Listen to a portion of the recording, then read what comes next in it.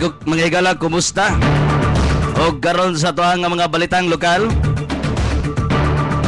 Karong adlaw ang maron pa katapusang adlaw nga gitakda alang kang suspended Governor Gwen Garcia nga magpabilin diya sa Kapitolyo. Giingon nga may nakamatikod nga kalihukan sa pulis kaganiha sa kadlawon mao nga napakgang ang posibleng pagpuwersa sa pagpakadaog kang Garcia piniagi sa SWAT. Ang palibot matud pa sa opisina ni Garcia, gilansangan kini og mga plywood pagpakgang sa unsa may tear gas nga ilabay ngadto sa sud nga bahin sa opisina ni Garcia. Sigon pa, over my dead body ang pamahayag ni Garcia sa padayon nga pag-auhag kaniya nga manaog na lang sa Kapitolyo. Samtang kung sa laing bahin usab sa atong mga balita, laing masulubong musugat sa atong bagong tuig. Ang misugat sa atong bagong tuig mao ang pagsaka sa presyos gasolina o guban pang produkto sa fuel. Ang Philippine Shell matud pa nagunang ni pahibaw sa pagsaka sa presyo sa premium unleaded ngadto na sa 0.75 matag litro. Ang kerosene ngadto na sa 0.30 kada litro. Og diesel ngadto na sa 0.20 kada litro. Ang sektor sa LPG mupasaka sa 2 pesos matag kilo kun 22 pesos matag 11 ka kilogramos nga tangke.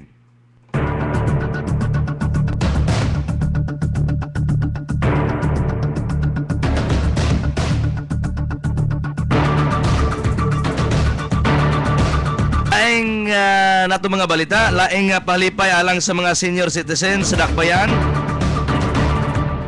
Sa Sugbo maong pamakuna unya niadtong nagpangidaron og 70 anyos pataas batok sa pneumonia kay sanglit mao naning mga idara nga humok mataptan sa mao nga pneumonia. Matud po sab ang Cebu City Hall mugahin og tunga sa milyon ka pesos alang sa maong katuyuan nga pagadumahon sa usa ka NGO, ang Golden Center of Cebu Incorporated nga gipamnuan ni Amparo Florida. Giingon nga ang mga beneficiaries sa pagpamakuna magikan sa mga piniling barangay.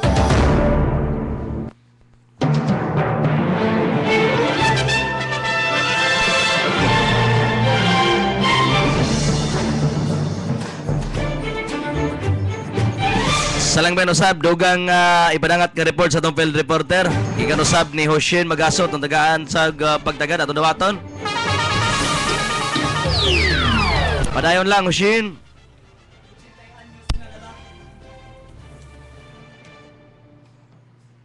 80 anyos nga lalaki gipusil patay ngadto sa Barangay Balud, San Fernando, Cebu niadtong Sabado sa kadlawon. Ang usa ka negosyante na si Jacinto Sarukam, 80 anyos, biktima na igo sa likod nga bahin sa iyang liog.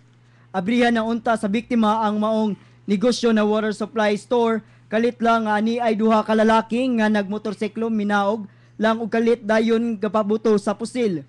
Matud ni SP Otto Victor Caino sa San Fernando Police Station, ang angkas sa motorsiklo maon nagpusil pagkahuman nagsibat padung sa dakbayan sa Naga. Ang biktima gidala sa tambalanan sa Carcar City Hospital apan gideklarar na kining dead on arrival. Nagpadayon pa kining giimbestigahan sa kapulisan sa San Fernando Police Station ila pang sutaon kung unsay hinungdan sa maong krimen. Alang sa Ratsada Bisaya, kini si Hoshin Magaso.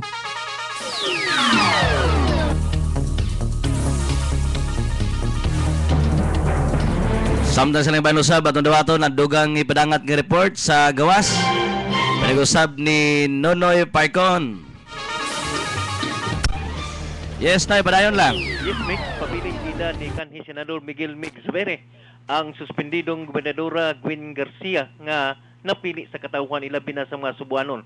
Matud pa ni Zubere, mianhi siya sa mga adlaw sa Kapitolyo Sugbo agi paghatag og grit sa iyang mga higala ilabi na ni sa suspendidong Gobernador Gwen Garcia o Merry Christmas o ingong masad og Happy New Year. Matud pa ni kanhi Senador Miguel Mig Zubere nga si Garcia moy iyang gila ingong masad nga respetuhan siya o hatagan og saktong graceful exit labi na butak-op iyang termino karong buwan sa sunod tuig sa buwan sa Hunyo. Well, for me, she's the duly elected governor. You know, ang kaso na ako was a legitimacy issue because of the elections of 27. Here we have a governor that was duly elected by the Filipino people, by the Cebuano people. So they should give respect to that. And let's hope she finishes her term with respect and dignity and honor. Salamat kayo. Thank you, guys. Si Subiri ni padayag usab nga sa iyang pag-resign si Gobernador Gwen Garcia mi hatag usab niya og simpatiya mao sa kaninungdan nga mi bisita siya diri sa Sugbo sa Kapitolyo apan sa pagkaron ang suspendidong gobernadora sa lalawigan Sugbo Gobernador Gwen Garcia hangtod karon nagpabilin diha sa Kapitolyo. Dali ba kumutak Opik? Happy Yes, New Noy. Year diha kanimo Mik. Happy New Year sab kanimo noy uban sa tibok ng Sa pamilya. imong pamilya ingom sa kang station manager Fides Falecti. Okay, Ikan Noy. diri sa Karkar. Noy, Yes. break Noy. Mangutana lang ta talang klarahon ang pagbisita ba ni Senador Mig Subiri. Unsa magiyang klaro Noy, suporta siya nga di manaog si Kuan na Gubgwin o ni hangyo gid siya nitong Gubgwin nga iya gyung irespeto ang maong suspensyon. Sa pagkaron Mik ni bisita lang gyud siya kay sa iyang pag-resign ningon siya nga may simpatiya sa siya si Gob Gwen niya dito sa Manila. Mm. Nya miani siya sa Sugbo, wa siya pagpinig, may greet siya sa og Merry Christmas ug Happy New Year sa mga suod nga higala kay adapted san diya siya sa Sugbo. Pero wa gyud sa mukuan Mik nga inon lang tampunga nga ang iyang pagbisita dinhi sa Sugbo, dula gyud iyang pagkasimpatiya ni Gob Gwen. Simpatiya gid siya nga nining gibuhat ni Gubgwin nga di gyud manaog og di mo tuo sa maong suspensyon. So far siya may iyang gilang elected governor. Sige Noy. Salamat Mik. Salamat Noy. Happy New Year.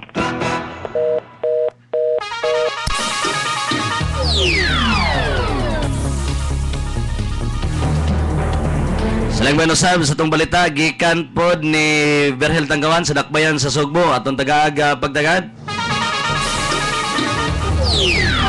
Padayon lang, Berhel. Yes, Mick, andam na ang kapulisan kun full alert status na ang kapulisan Locop Central Visayas alang sa bag-ong tuig. Kiniway gitugan ni Chief Superintendent Marcelo Garbo Jr. Matod ni Garbo nga wa siya mobiyahe sa kauluhan, sanglit dunay kamanduan ang PNP nga bantayan ang dakbayan sa Sugbo, sanglit aduna kini dagkang tulumanon. Og tungod niini ang tanang kapulisan sa City Provincial Director iyang gimbanduan nga makig-alayo na sa tanang tambalanan og sa DOH nga posibleng adunay mabiktima sa mga pabuto. Samtang sa laing bahin Meg, si Garbo nitugan nga padayon gyapon ang ilang kapulisan sa pagbantay sa Kapitolyo. Og matod ba niya nga auhag unta niya ni suspendidang Gobernador Gwen Garcia nga mukanaog na lang unta og tumano na lang ang unta ang kamanduan sa kagamhanan. Dugang pa ni Garbo nga padayon gyapon ang ilang hugot nga seguridad diha sa Kapitolyo. Kini si Berhel Tangkawan alang si si Ratsada Bisaya.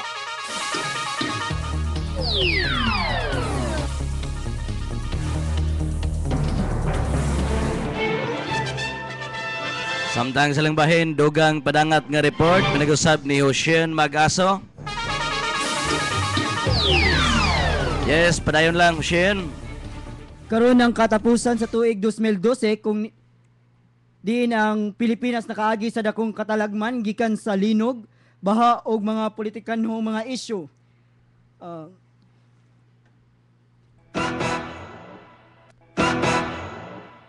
Usa-usab sa mga katalagmang gitayog ang Negros Oriental ug ang syudad sa Sugbo ni atong Pebrero sa dakong linog nga mi kalas og kapin usa ka gatos nga kinabuhi diin sa Sugbo nga naalarma ang mga tao sa Tsunami Alert 2 nga DIY nahitabong actual nga tsunami tungod nagkanayon ang pag-asa nga di kini dapat ikabalaka kundi iandam lang ang kaugalingon kung mumando sila na musaka sa taas nga bahin sa Sugbo. Gibahin usab ang ownership sa Spratly Island nga giilugan sa Pilipinas ug China nga hantod karon nga wa pa kini masulbad. Ang duha ka nasod ila pa kining giprotektahan sa pagpadala og mga sundalo og warship para mao'y mobantay sa maong lugar. Di sab makalimtan ang malateleseryeng impeachment ni kani Chief Justice Corona nga misugat nga migasto usab sa dakong salapi sa sudlanan sa gobyerno. Og ato sang nahinumduman ang bag-o lang nga na-approve nga balaod na RH bill human gipirmahan ni Presidente Pinoy the 3rd ni adtong Disyembre 21 kini nga balaod nga dugay nagipungan sa simbahan nga di gayud mapasar o nagpabili na lang kini nga damgo. Pero karon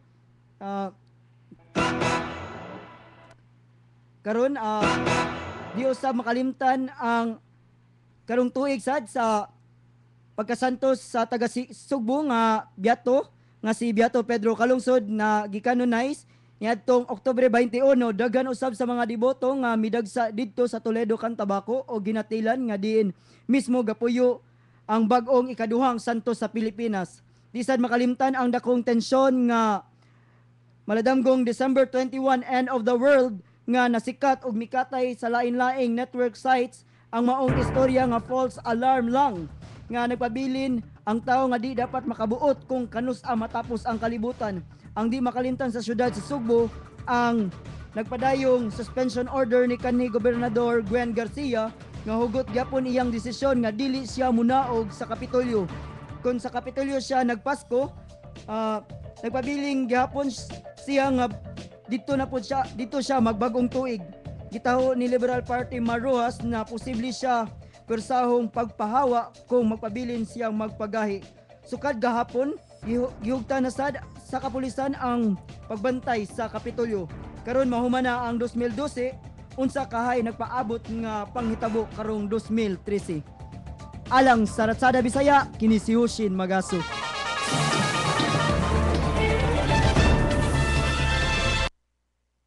Salamat Hushin Magaso.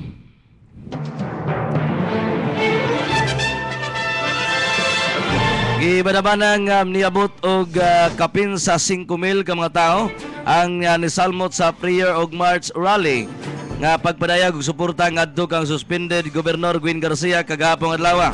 Si Chief Inspector Romeo Santander sa City Intelligence Branch sa Cebu City Police Office niulagway nga malinawon og way dagkong mga panghitabo atol sa maong kalihukan.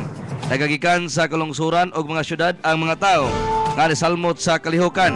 Ang uban usab gikan sa nagadayang mga barangay sa syudad sa Sugbo nga kabahin sa urban poor. Tungod sa pagdugok sa mga dagang tao, matupag higbitan na sab ang seguridad sa Kapitolyo og matag tao nga musod sa compound. Pangutan-on sa nagbantay nga mga pulis kung unsay ilang katuyuan sa paong pagbisita. Dungang usab ang kahigpit sa seguridad susama sa gihimo sa miging semana. Umanitabo ang komosyon talis kapulisan ug mga suporter ni Garcia nga ni resulta sa pagkinihiay sa duha ka kampo. Ning bag-o ang kamagwangan nga anak sa gisuspinsong gobernadora nga si Paulo Garcia III ni duso og administrative charges ngadto sa Office of the Ombudsman Visayas. Batok ni acting Gobernador Agnes Magbali og tulo ka mga opisyal sa kapulisan. Samtang si Magbali ang Police ug ang Police Regional Office Bureau 7 Director Marcelo Garbo Jr., Inspector Albino Ingito ug Superintendent Leopoldo Cabanag, Commanding Officer sa Regional Public Safety Battalion ang matud pa pangreklamo og grave misconduct ni Paulo gumikan silang pagdumili pagbalik sa mga tent nga iyang giabangan. Sayo ning seminahona matud pa ni basaka og gasong kriminal si Paulo batok sa nasoy nga mga opisyal sa kapulisan sa Cebu City Prosecutor's Office gumikan sa gingong pagkawat sa mga tulda sanglit hangtod karon wa pagyapon giuli sa mga sinumbong ang maong mga butang. Sa kasong kriminal giapel og kiha sa anak ni Gwen si Interior and Local Government Secretary Maruhas. Usa ka Santos nga misa usab matud pa ang gipahigayon sa Puente of Osmeña Circle sa wa pa sugdi ang marcha paingon sa Kapitolyo. Si Garcia ni barog nga di gyud siya mobiya siya nga buhatan bisan sa gingong mga hulga sa Liberal Party na pugsanon siyang papahawaon sa kapulisan gikan sa Kapitolyo. Sayang pagpamong atubangan sa libuan ka mga tao, ang gisuspinso nga gobernador ni pasabot nga gusto lang niyang protektahan ang mandato nga gisanong kaniya sa Sugbuanon nga maoy nipili kaniya nga mahimong gobernador sud sa tulo ka higayon.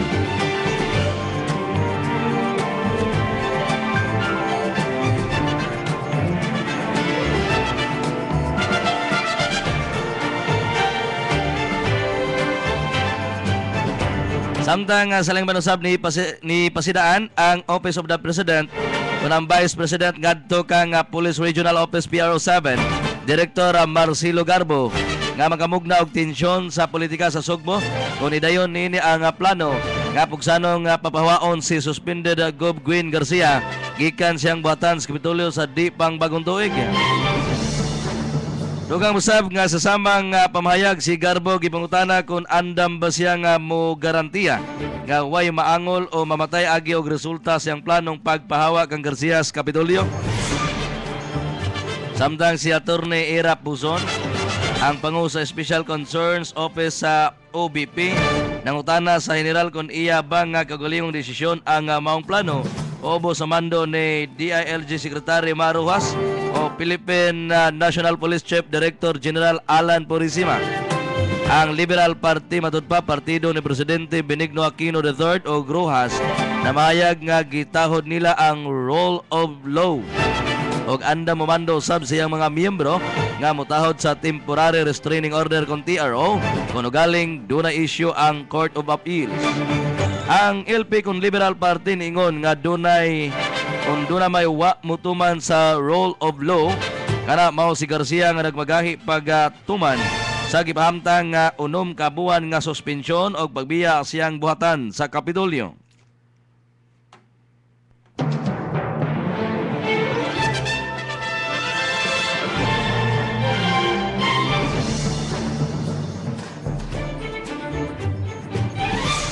Salang bayan usab sa itong balita, upat ka mga adlaw sa iyang pagigbisog sa kinabuhi, namatay gyud ang usa ka pulis sa ospital.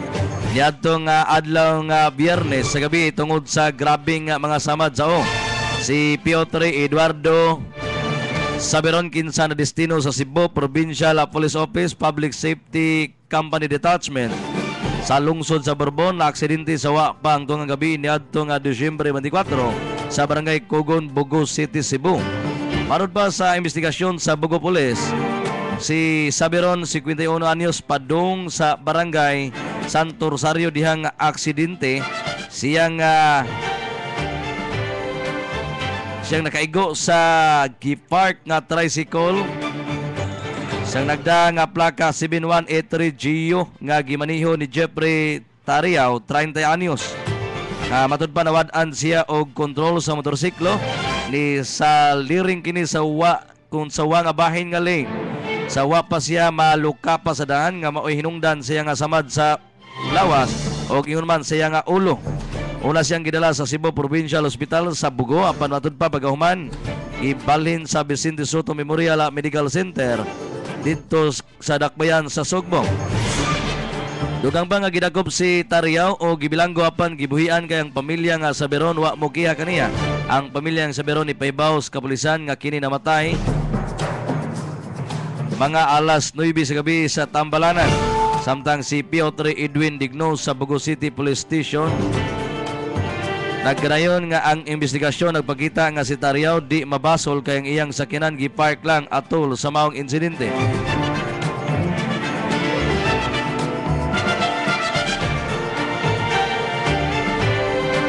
Saling bayan usab sa itong balita, ang Land Transportation Franchising and Regulatory Board yung LTFRB ni-issue og special permits alang sa 40 ka mga bus paseroan alang silang extra nga mga biyahe sa nagadayang mga ruta sa lalawigan sa Sugbo. Dugang usab nga si LTFRB 7 Director Amit Quizon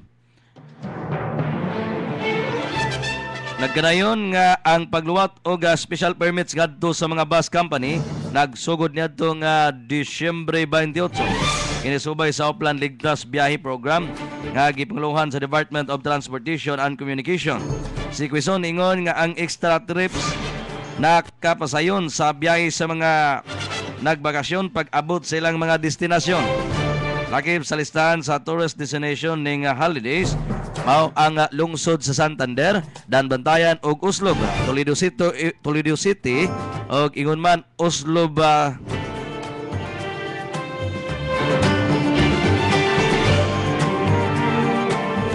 Toledo City, ingon man Bugos City. Kining mao nga mga dapit matud pa dunay connecting biyahe sa dagat ngadto sa Negros Oriental, Negros Occidental, Camotes Island ug Bantayan Island.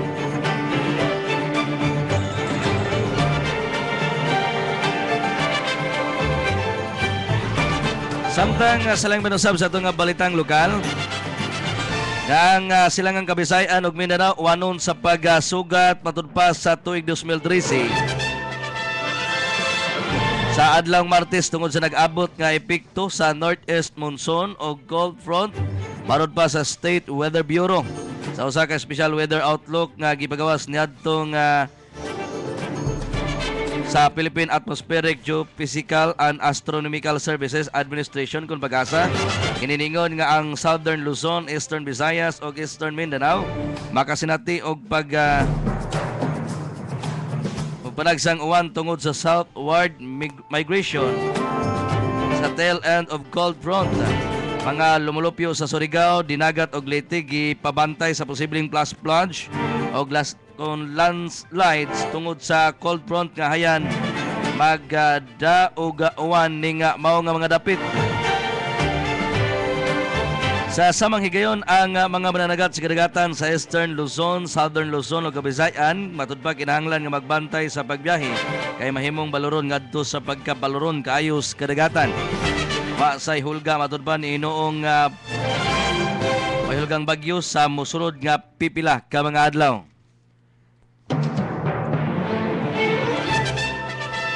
Salangban usab sa itong balita, usa ka 80 anyos nga lalaki namatay human siya po sila sa mga lalaki nga nagsakay og motorsiklo sa barangay Balod, San Fernando, Cebu.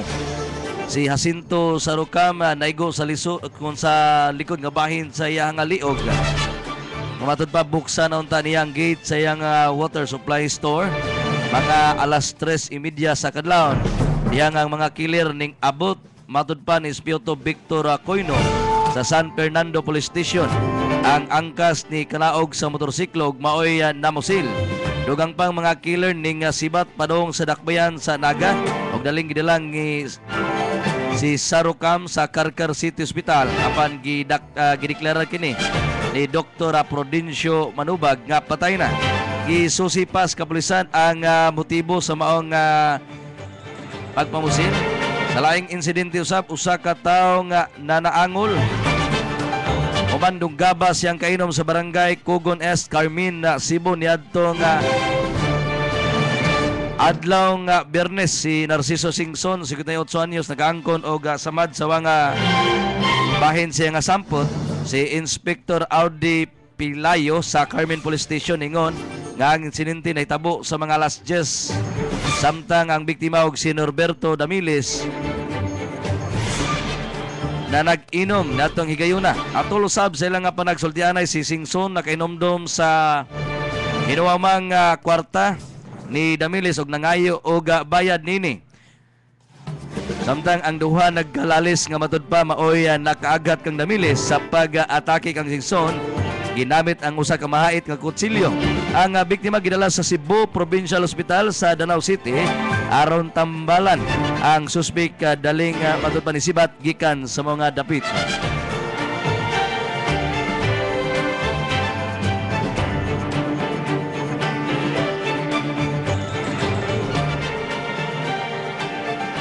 Bago itong naglangkob sa ito ang balita gikan sa News Department.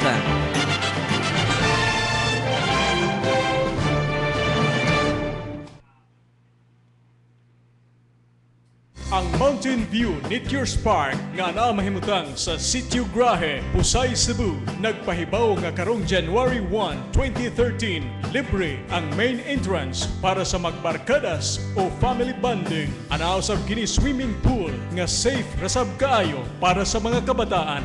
Adto ta og avail sa promo karong January 1, 2013.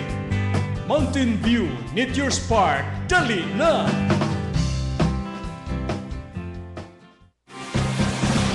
J's Advertising and Printing Services. Services offered: plastic ID system, plastic lamination, calling cards, stickers, letterheads, certificates, graphics design, t-shirt printing, wedding invitations, Christmas giveaways, Panaflex, billboards, streamers, signages, large digital format printing, stainless and brass sign, offset and screen printing, election campaign materials, tarpaulin, mags, umbrella, calendar, and other printing needs. 4J's Advertising and Printing Services, your source of quality printing for less. Located at number 49 Zayco Building, Sansianco Corner, Honquira Streets, Cebu City. Telephone numbers 347-7661 with mobile number 0906-970-3977 with email at zef_c_2007@yahoo.com. 4J's Advertising and Printing Services, your source of quality printing for less. Owned and managed by Jeffrey A. Comelius. Member, Filipino Cebuano Business Club, Incorporated. Beersheba Well Purified Drinking Water and Refilling Station. Mo-assemble, mo-repair, ug nagbaligya sa hulog-hulog coin activated automatic water dispenser. Mahimo usab sila nga mobilin o mobutang sa inyong mga tindahan, karinderya o mga restaurant alang sa dugang kasayuran. Kuntaka ang 0932-644-2028. Pangita ang tagiya o tagduma sila si Mr. and Mrs. Alberto o Baby Rosales. Beersheba Well Purified Drinking Water and Refilling Station. Ang Beersheba Well Purified Drinking Water and Refilling Station ana na mahimutang sa 862 Zioano Street, Cambaro, Mandawi City. Matawag sa telepono 420-0875.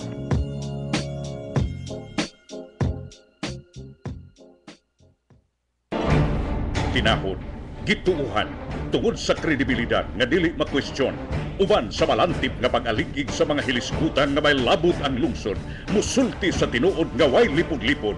Cesar Albo sa iyang tulumanon, sandiganan, uban sa mga kasayuran ug pag-alagad publiko nga way kapinkun kulang. Sandiganan. Uban ni Cesar Albo, inyong babati dinhi sa